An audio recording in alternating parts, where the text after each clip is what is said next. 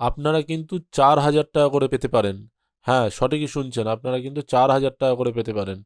পশ্চিমবঙ্গ সরকারের যুবসাথী প্রকল্পের পাশাপাশি কিন্তু আরও একটি প্রকল্পের ঘোষণা করা হয়েছে, যেই প্রকল্পটা কিন্তু বর্তমানে খুবই কম আলোচ্যের বিষয় হয়ে আছে। খুব কম মানুষ এই প্রকল্পটা সম্পর্কে জানে এবং এটা নিয়ে আলোচনা করছে। তো এই প্রকল্পে যদি আপনারা আবেদন করতে পারেন তাহলে আপনারা কিন্তু 4,000 টাকা করে পেতে পারেন।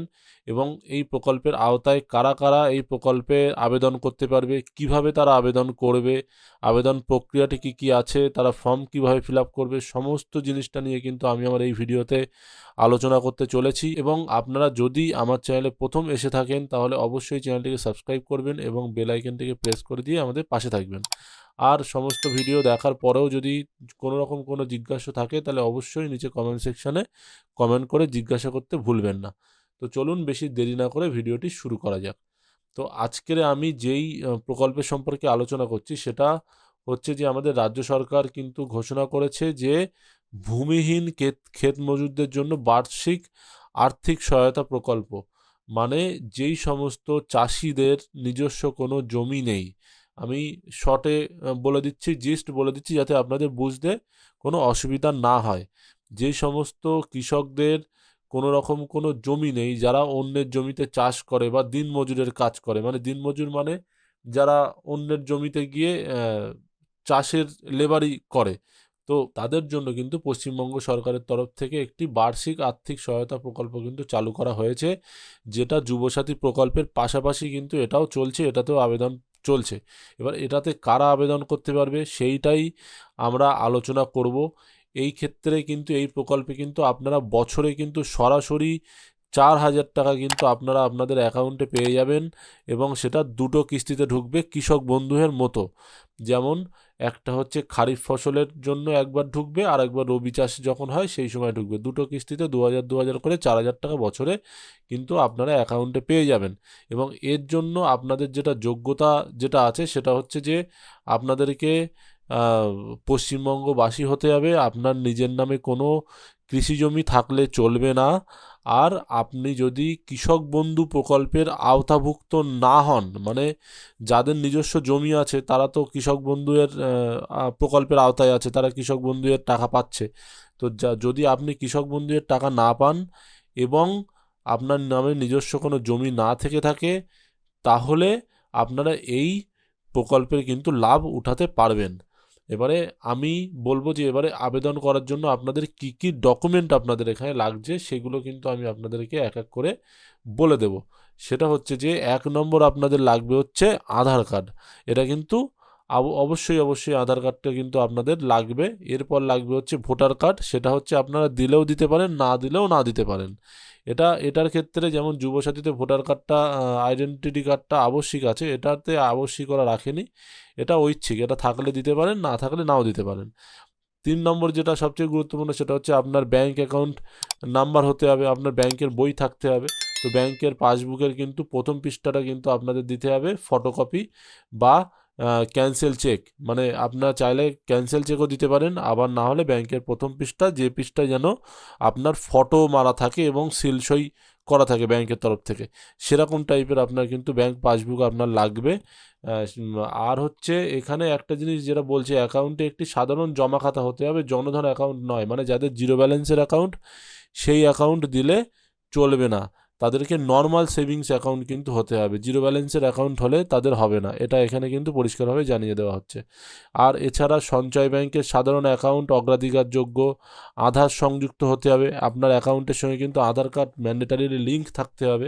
তারপরে বিভিন্ন যে কোঅপারেটিভ ব্যাংক থাকে সেগুলো হলেও হবে। আর হচ্ছে যে সমস্ত ছোটোখাটো ব্যাংক যেগুলো কোঅপারেটিভ ব্যাংক যেগুলো আছে সেগুলো যেন শাখা যেন পশ্চিমবঙ্গের মধ্যেই থাকে, এমন কোনো ব্যাংক হতে হবে। এমন কোনো ব্যাংকও আপনারা দিতে পারবেন না যে ব্যাংকের শাখা পশ্চিমবঙ্গে নেই টোটালি, ঠিক আছে? তো এই বিষয়গুলো কিন্তু ব্যাংকের বই আপনারা যখন জমা দেবেন তখন এই বিষয়গুলো কিন্তু মাথায় রাখতে হবে। তো এরপরে আমাদের 4 নম্বরে আছে হচ্ছে মোবাইল নম্বর, আবেদনকারী ব্যাংক অ্যাকাউন্ট এবং আধারের সঙ্গে সংযুক্ত হতে হবে। আপনি যে মোবাইল নম্বরটা ওখানে দেবেন সেটা যেন আপনার ব্যাংক অ্যাকাউন্টের সঙ্গে আর আধারের সঙ্গে লিঙ্ক থাকে। এরপরে হচ্ছে আপনাদেরকে একটা মানে অ্যানেক্সার এ আর অ্যানেক্সার আই দুটো কিন্তু ফিল আপ করে জমা দিতে হবে। আমি সেটা দেখাবো কীভাবে ফিল আপ করতে হবে, সেটা ভিডিওর শেষ মানে পরের দিকে দেখতে পাবেন আস্তে আস্তে। তো স্বঘোষণাপত্র, যেটাকে সেলফ ডিক্লারেশন বলে, আর একটা হচ্ছে আধার তথ্য ব্যবহারের সম্মতিপত্র। তো এই দুটো ফর্ম মানে টোটাল 3টে পেজ আছে ওই ফর্মের। তো তিনটে পেজ ফিল আপ করতে হবে। তো যাই হোক, আমি সেগুলো এক এক করে দেখাচ্ছি। তারপরে হচ্ছে আবেদনপত্রে সাটানোর জন্য একটি পাসপোর্ট সাইজ ছবি, আপনার একটা recent colour passport size photo কিন্তু লাগবে ওই ফর্মে ফিল আপ করার সময়। তো আমরা ডিরেক্ট এরপরে চলে যাব ফর্মে, যে ফর্মটা আমাদের কি কি আছে, ফর্মটা আমরা কীভাবে ফিল আপ করবো। বেশি দেরি না করে আমরা ফর্মে চলে আসলাম।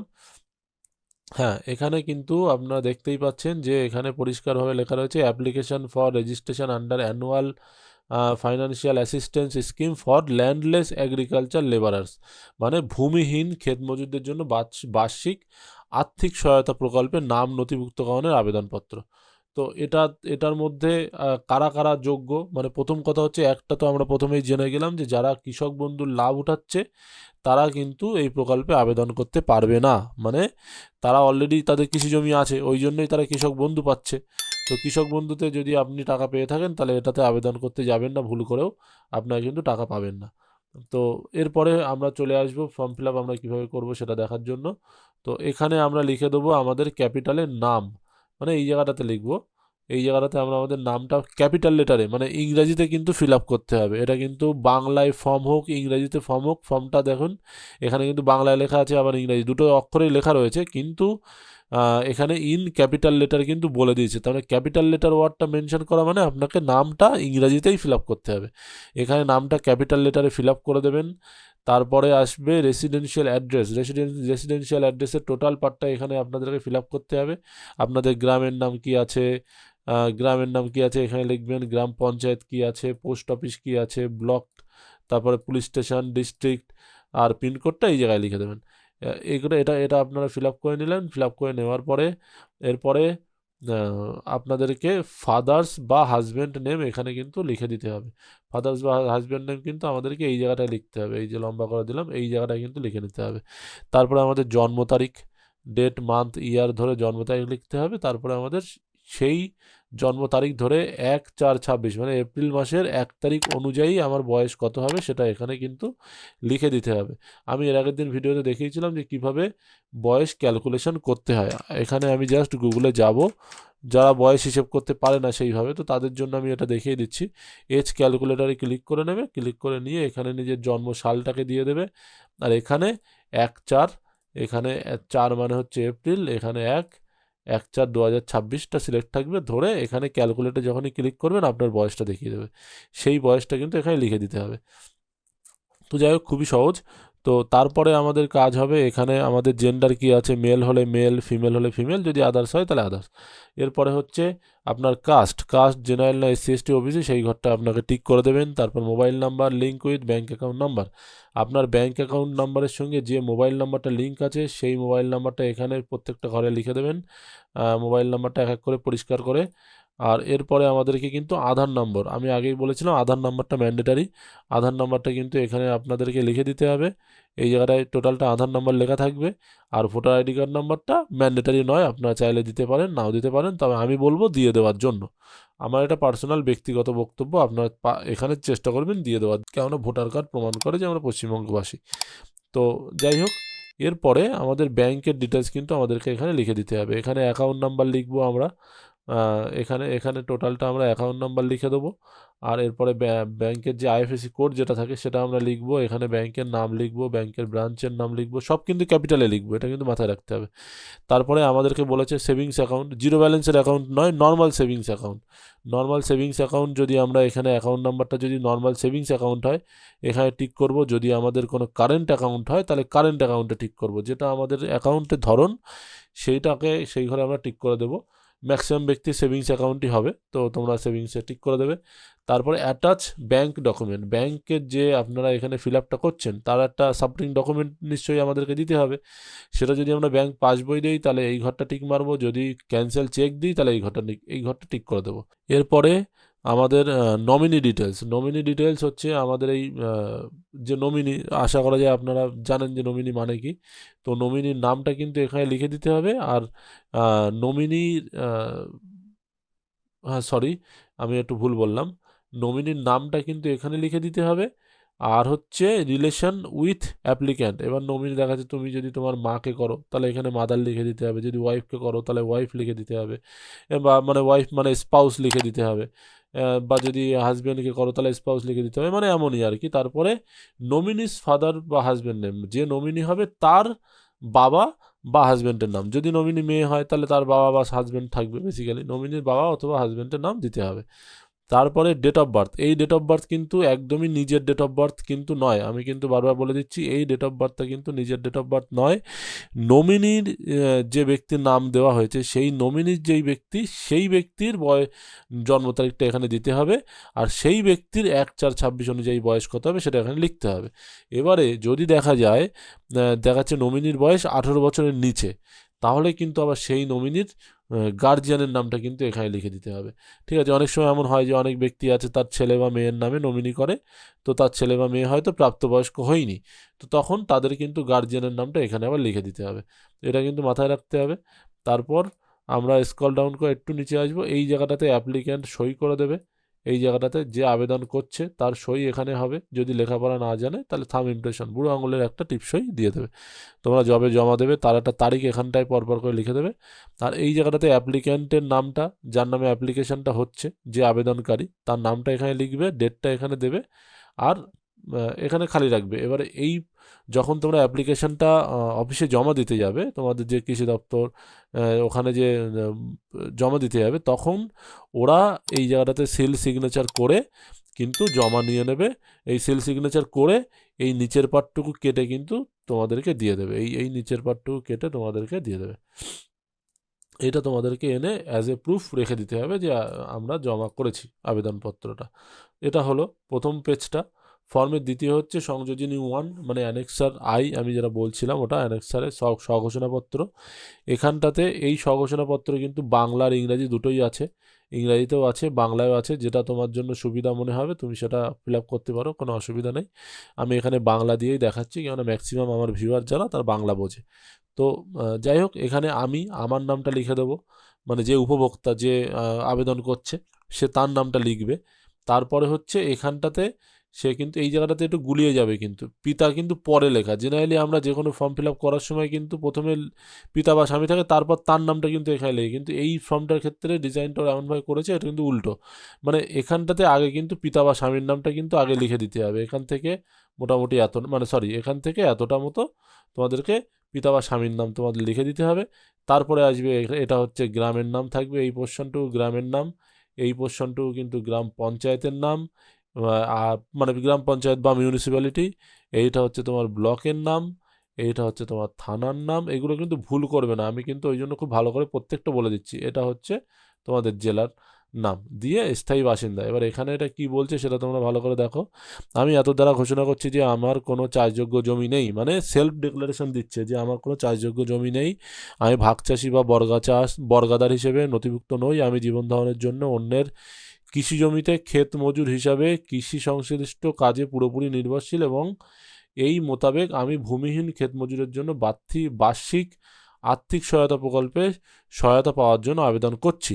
আমি আরও ঘোষণা করছি যে আমার জ্ঞান ও বিশ্বাস মতে উপরোক্ত তথ্য সঠিক।